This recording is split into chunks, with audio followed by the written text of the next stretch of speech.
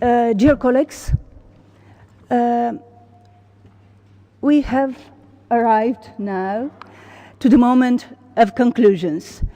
I shall switch a bit in Romanian in order to avoid being criticized that instead of speaking a good Romanian, I spoke during all our meeting a bad English. And I start by giving the floor to my colleague to say a few words on our event today and on the content as he wishes. Mulțumesc frumos, doamnă președinte. Thank you very much, distinguished speakers, friends.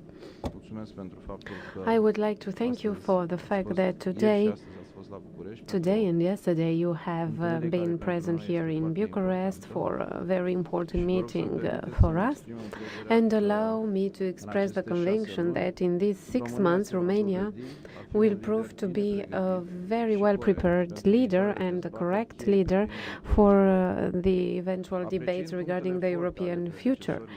Appreciating the efforts of our predecessors, the Bulgarian and Austrian presidencies, Romania is ready to maintain the same accelerated rhythm that will lead to important progress during its mandate, and also to Finland, who will take the next presidency, and Croatia. I hope I have pronounced correctly, because I wanted to wish you success in your languages, and in the same time I hope we will make important steps. And the dialogue helps our important scope convergence, bringing benefits to continue the constructive dialogues also during the other European parliamentary committees, also in Cosac plenary, taking place between 23rd, 25 of June 2019, also in Bucharest. As always, your contribution to the topics of debate will be prefigured by the answers that you will give to the questionnaire that will be sent on the 12th of February, and to which we will wait a response until the 12th of March. I would like to thank to you for your presence at our conference, and I would like to thank all of you. Thank you very much. I would like to make 2 categories of final remarks. Of course, as my colleague, I will add some remarks regarding what we have discussed today, but I would like also to say something about the content of the debate of today, because I have to confess that now in the end we had the most terrible day of my life, because I am not a moderator. I prefer to challenge. I am not a good moderator. I prefer to throw unusual ideas in order to make the others react, but not to moderate a debate being on extremely serious aspects, like the financial aspects, for example.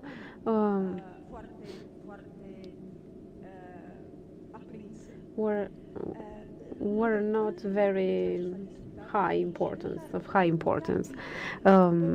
I think we might have a conclusion to be accepted. We have to understand that there is no recipe for cohesion and convergence.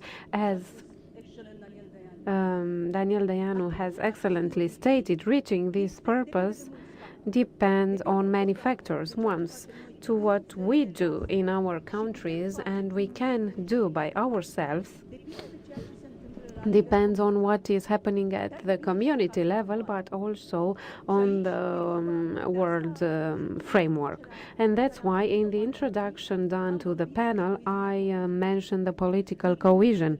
We have to see the entire, and we have to make a good diagnosis to see in what situation are we.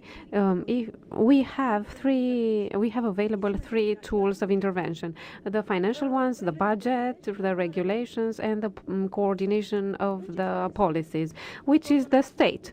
The coordination of the policies, we have to accept that it's a weak one. The European semester does not function as it has been imagined at the beginning. Regulations can be in contradiction. We can have regulations stimulating cohesion, for example, and regulations that might subminate it in the same time. It's a reproach that we have sent in written to the European Commission to the different directions because they cannot be coordinated between themselves. And then we have a proposal stimulating the increase of cohesion, and another direction makes legislative proposals in another way. So we cannot control. We don't know who controls the results of the process. What about the financial intervention? The budget is including the assuring of macroeconomical level. It's too reduced, and this is done because we live in an illusion. All the national parliaments and the state, we have the illusion of being able to solve the problems at home, and that it's not the case to transfer more money to Brussels in order to be used in order to solve common issues. But I ask myself one question in the context in which the biggest output, and it's almost an achievement of the European Union, the internal market, so an economy without borders in which people, goods, capitals circulate. We still have the idea that we function with borders, including the indicators that we use and the comparisons that we use national references. We use national indicators in an European economy, and we cheat ourselves in many aspects in these assessments. And from this point of view, it is extraordinarily important that we have to try to change somehow the approach way. Business as usual is not working because we are still thinking, and we are tempted to do this, especially when we have national elections in the terms of an inexistent economy. An economy that has been a lot changed. And from this point of view, I can say that our meetings, reunions are very useful, because in order to reach the objectives we need coordination, cooperation, because it's challenging, yes, to reach such objectives depending not just on our will, the will of a government or also the European Commission, but depend on many factors that they themselves have to be convergent. It is a framework here, and in order to achieve this coordination and cooperation, we have to know ourselves, to know our way of thinking, how to express our regret that maybe the initial decision to respect the Cosac regulation, saying clearly that 4 minutes are recommended for an intervention, to be respected. Unfortunately, this time we haven't succeeded to do this. I hope that during the next meetings to be more serious in this regard, in complying with the time established. I noticed that we have here, in order to greet the Vice Prime Minister of Romania, I can give her 3-4 minutes about what she would like to speak. Well, that's proof that the politicians keep up their promises, because I did promise that I will be back. I apologize for not being able to come a little bit earlier, but it was a meeting about our accession to OECD, and I know this is not necessarily the format, but if we talk about fairness, having Romania to open up the accession to OECD, it's something that I am asking your help as well, because we are more than prepared. I did promise to say a few words about the European election. I'm going to skip through my notes. I just share with you a few ideas, and obviously I think we can continue our dialogue from now until the next meeting as well. But I can assure you that from our point of view, the Union needs a pragmatic approach with feasible objectives and tangible results, showcasing the undeniable added value of the European project. And this is something that is very dear to our heart. So this approach is even more important as we are prepared for the upcoming elections of the European Parliament. Their results will have an important impact on the next EU institution setup and consequently on the future of the EU and its policies. And in the context where Eurosceptics discourages have unfortunately gained ground in many European countries, it will be important to ensure a majority in the future European Parliament that will support the advancement of the European integration projects. And I think in this context, the forthcoming European election should be used in order to promote the objectives of consolidating the European constructions in line with its fundamental principles.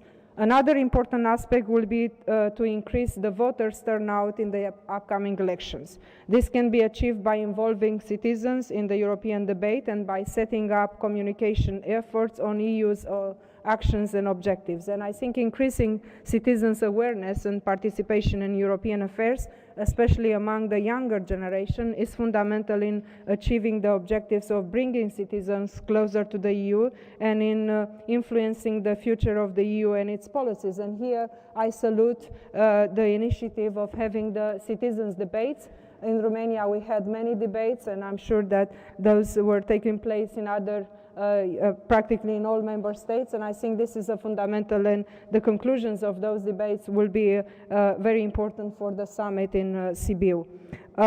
Building up the resilience and fighting disinformation campaigns, protecting our systems against cyber security attacks, or ensuring greater transparency, I think again it's very, very important. We need to tackle appropriately and efficiently all these challenges related to our electoral process as they go against the very European values that we share. I can assure you that the Romanian presidency of the EU Council will work together with all of you, with the European Commission, with the Parliament, European Parliament, the Member States, in addressing those challenges throughout common and decisive actions. And I am skipping through the notes, but I can assure you, dear friends, that our presidency promotes a strong pro-European message committed to the consolidation of the European Union. Our approach stems from the firm support and attachments of Romanian citizens to the European projects and its values. And I just look at the Eurobarometer survey of December 2018 that reveals that a number of, looking at the Romania, we are with a positive image about the EU is above the European average, 52% compared to the European average of 43%. That's why in my early intervention I said that we are among the most pro-European countries. And I think that gives us confidence that most of the Europeans, for the first time, have the confidence that their voices matter in the EU. And I think it's our job as MPs to make sure that that voice is being heard and listened to in all formats. Confidence in the EU is stable at the highest level since autumn 2010, and the majority of respondents consider themselves EU citizens. And I think that's something that we should promote during the upcoming election. I'm going to close by saying that our responsibility is to bring this project into a new qualified phase of the integration process, which would continue to provide solutions and answers to their legitimate expectations. And this idea is very important to consider in the context of the next European election in May this year, which will take place in a very different political and legal environment compared to 2014. Even though it is difficult to predict how the elections will turn out in May this year, one aspect is clear. We should use the remaining period leading up to the European elections in order to implement decisions and measures demonstrating that the EU's ability to deliver on its promises to its citizens, as well as to offer a clear perspective for the future of our Union. This objective and commitment should be the political imperative of our times for all of us. And those are not just simply words. I know, as I know many of you personally, I know that you actually treasure those words.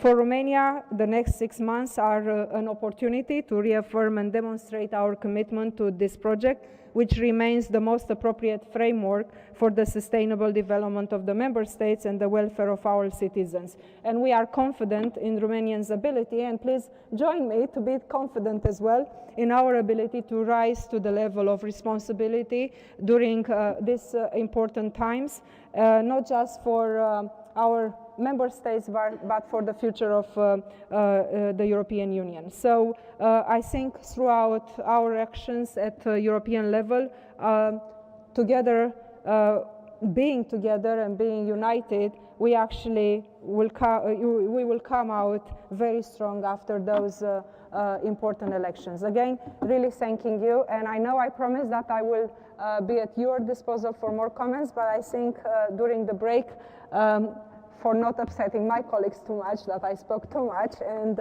I look from my very dear friends from Luxembourg when I said that this time I will prove wrong, that I'm not speaking too much as I used to speak in all the other Cosac meetings.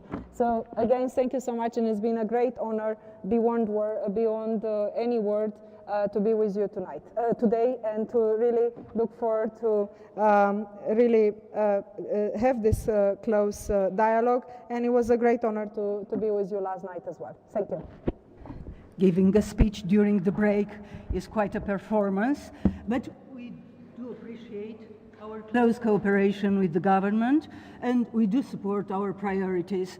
Now, dear colleagues, in close cooperation with the members of Troika, we shall prepare our next meetings, and we shall continue to discuss only this kind of important issues. But here is my last word. We have to start, after going back home, to empower our citizens. We cannot solve the issues of populism, of fake news, only using control and force and regulations and over-regulations. We need to empower our citizens through education, through political involvement, to decide in a better way for themselves. And now I invite you for continuing with the working lunch behind the hall. So, using the doors behind you. Thank you very much. It was our first conference, and now we end.